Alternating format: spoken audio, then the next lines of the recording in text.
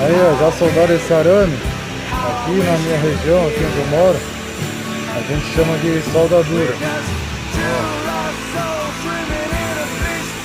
Ó, arame autoprotegido, não tem necessidade de gás.